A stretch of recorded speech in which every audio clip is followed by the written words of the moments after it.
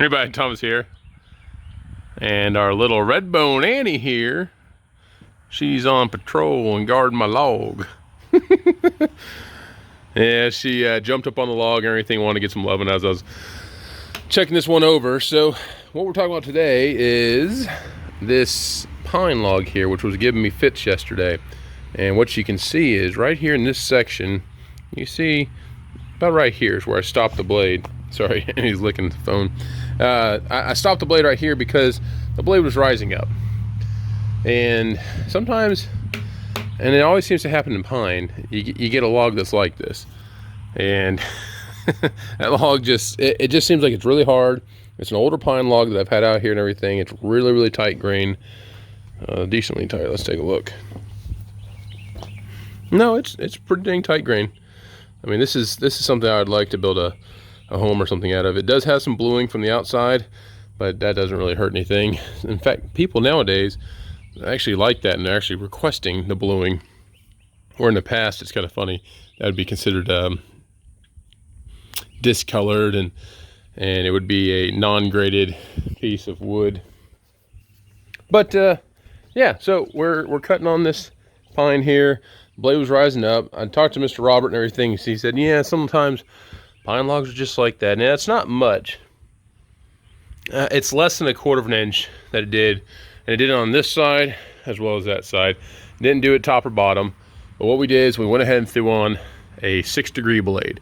Now, I started a video the other day showing the difference between a 6-degree and what my blades are usually sharpened at, 8 degrees, and the difference between those two. So the less angle on the blade, the harder the wood you can cut without any kind of deformation. Now, you can't cut as fast, and really what that is it's not that it's more aggressive. I mean, more aggressive would be leaning forward and everything, but it's got a, you know, the hook angle, the tooth is more upright. You get more of a cutting surface, so you cut slower.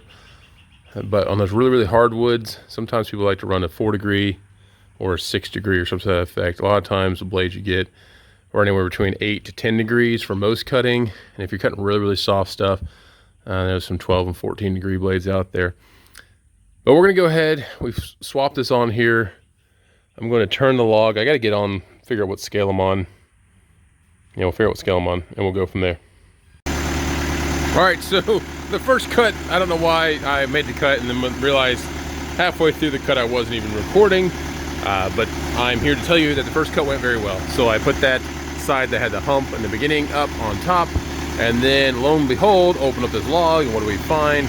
We find this knot right here, and it's crazy. Like, there's obviously a lot of pitch in this, so this will be something to watch. I don't think it's going to be an issue since these are going to be 2x6s.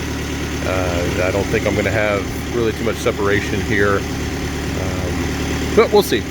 So I'm going to go ahead and turn this over and we'll cut the next cut. So the top cut, in order to get onto the scale I need to be on, I cut it at 14.5 inches. The next cut, we're going to cut down to 12 1/16. The reason we're doing that is because I leave that 1/16 of an inch in there as per the computer, and we will try to be cutting this pith section out right here, or try to hit that right down the middle when we split this log in half. So by doing 2 more inches here, that'll be about centered on there, and then we can go ahead and split that in half and then start getting some really good boards. What's really interesting though is how much sap this sucker was draining out. It's crazy. All I did is I trimmed up the base of this. I don't know if it was from, I guess, just sitting on the log last night, it decided to run out some sap. So I'm really interested to see how much pitch or sap is in this section right here. So I got that new 4-degree, or excuse me, 6-degree blade on there. We're gonna go ahead and cut. So let me throw the camera on. There's a little bit of wind, so let me tuck it in a little bit and we'll see where I can put the camera so it's not gonna be getting too much wind noise or too much vibration. Stand by. This angle worked for me pretty well the other day, so we'll go ahead and use this angle. I'll show you the turning of the log, and we'll do this cut off the top.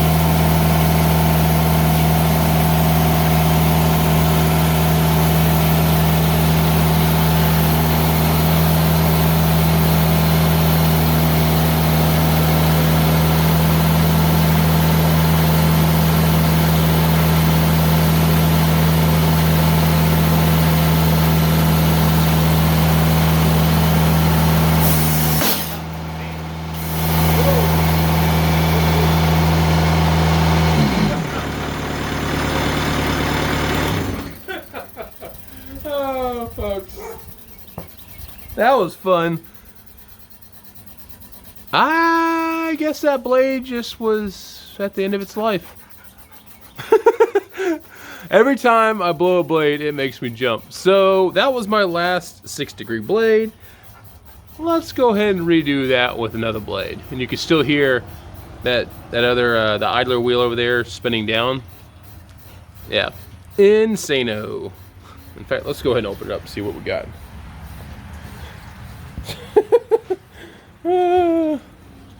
Luckily, I don't have too much to try to back the blade out, turn the water off. Oh, well, there you go, folks. That's sawmilling right there. You never know what's going to happen. Sorry, I didn't mean to throw the camera on there for a second. All right, so let's see. What do we have here? Well, that made me jump a little bit. That blade, this section right here, is free. Man, that sucks because this is my last 6-degree blade, and I was going to show the comparison. I started the video on this the other day, and it unfortunately I couldn't finish it. I had to go into work this morning, so I'm getting a late start today. Today's Saturday. All right.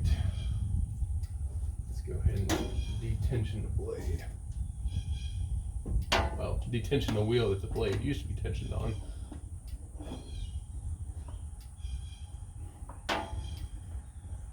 Sorry, trying to do this one-handed. It's a little difficult and exciting. All right, so we'll back the blade out a little bit. Maybe. Whenever you blow up a blade, you never know. This one broke in 2 places. This blade was old, stressed, fatigued, whatever you want to call it. Man, and she is sharp as can be, and actually put a kink in it right there as well. I don't know if you can see that. I mean, literally, I've done one cut. Entered into that log, and boom, she blew up in the first 2 inches. Well, anyways, maybe we'll just have this video be this, and then I'll show the rest of the cutting of this log.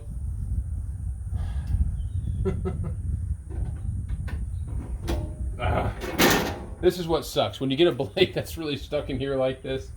Sometimes I wish I just had some like cutters I can cut it off. You can usually snap a blade, but right now I cannot do that without gloves on. Nor do I want to injure my hands trying to do so. So that was exciting. Let me throw a new blade on there, and we'll try a cut with my standard 8-degree blade, and we'll see how she does. Now, I will say this log is pretty hard, and now knowing what I know now, this log does have a lot of pitch inside of it. So, yeah, stay tuned. All right, folks. So now we've got the new blade unraveled. We'll put that on there.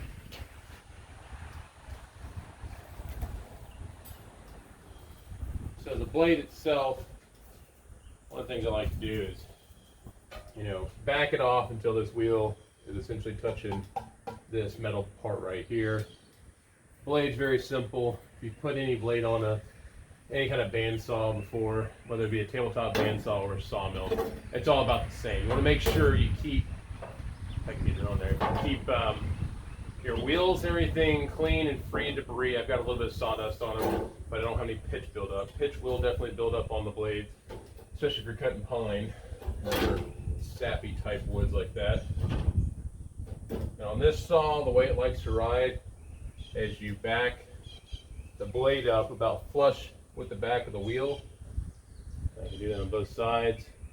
Also on the Timber King mill, because we have this little yellow bar right down here, you want to make sure that you have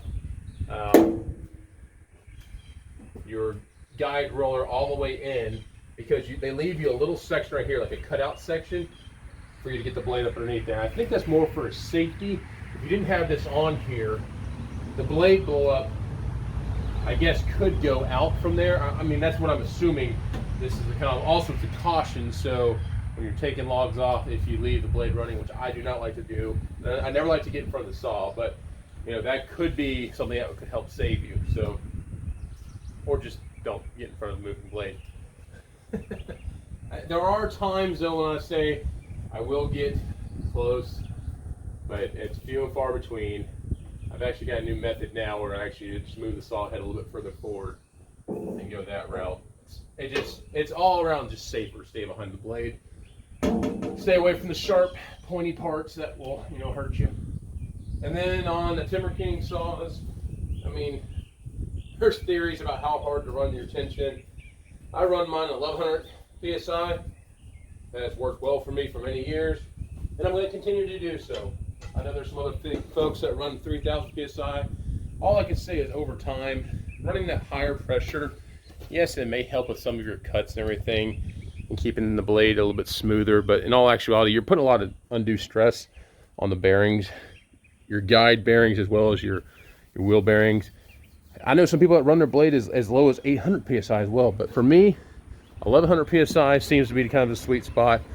If I'm cutting really, really wide stuff and it's like really hard, and I don't want any blade rise in there, because sometimes you'll get some weird blade rise, I might bump it up to like 1200 psi, but I mean, that right there, that's where I keep her at literally all the time.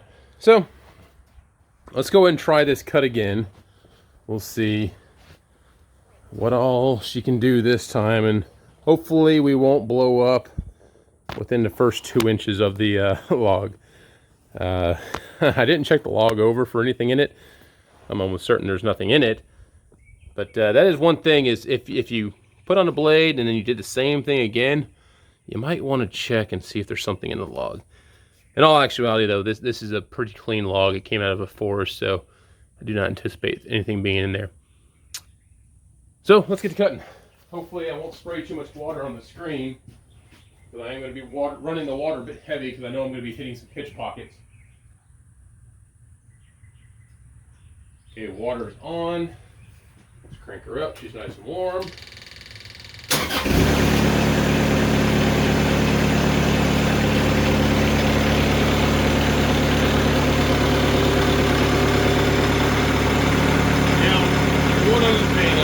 Move the saw head at all since the last cut. If you can take the blade out without moving the saw head, everything should be the same, and you should be able to go straight down that last cut. Now when you're doing a long cut and you blow up a blade somewhere through the log, again, I like to keep the saw head where it is. Don't move it up or down. Take the blade out and then move it back, put a new blade on there, and continue cutting. You might get a paper thin cut in there, or you might not. Sometimes you get lucky. So it's not cool when you blow up a blade on, say, an expensive piece of wood like black walnut. All right, enough of me talking. Let's get to cutting.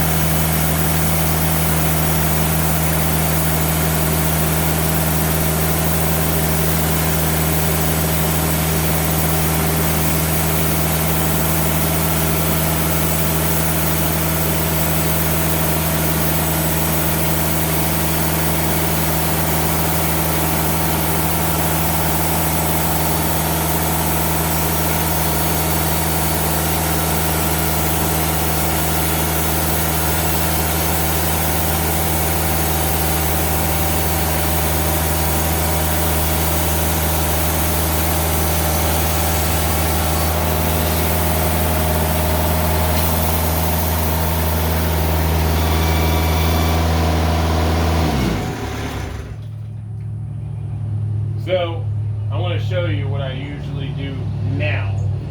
I'll move the saw head a little bit further beyond where the cut's at.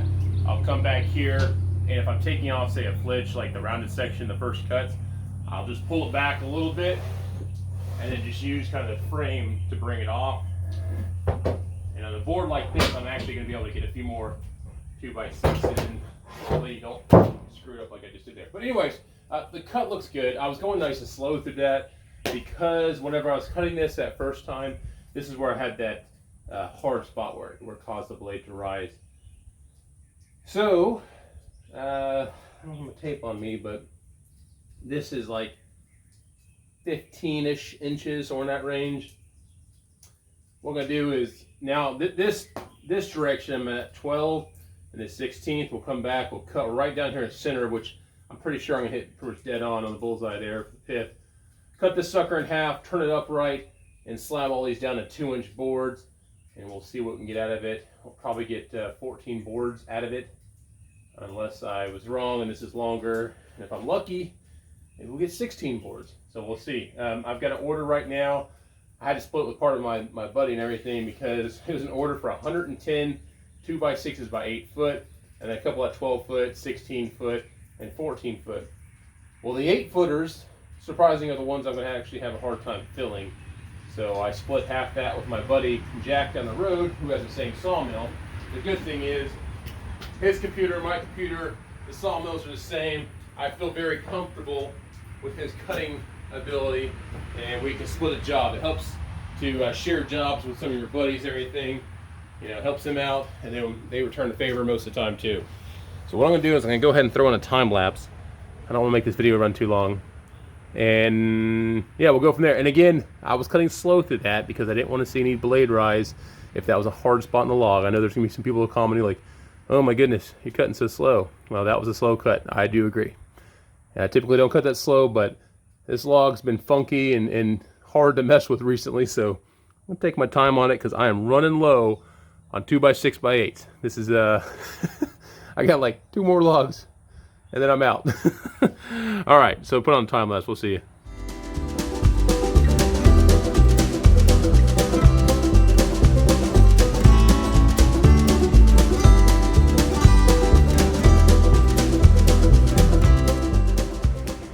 Well, folks, that's a handsome stack of lumber right there, if I do say so. One of my subscribers went by, actually, one of my friends who also does subscribe to the channel. Oh, that's, I know what that is. So yes, very happy with the way these turned out. As you can see, 1, 2, 3, 4, 5, 6, 7, 8, 16 boards. I was very happy. I was actually wondering, like, how many boards am I gonna get out of this? So happy that now I've got 32 of the 55 boards I need to do complete. Plus I got a few extras in here that we'll look at and we'll see what I can get. So I think someone just pulled into the driveway, so I'm gonna go ahead and check up with them and we'll see you around. Like always, please like, subscribe. A lot of things happen on the channel. I do enjoy doing this. This is a lot of fun. And hopefully you enjoyed the blade blow up, the change out, and then the recovery from there. All right, stay tuned. We'll see you around. Thanks.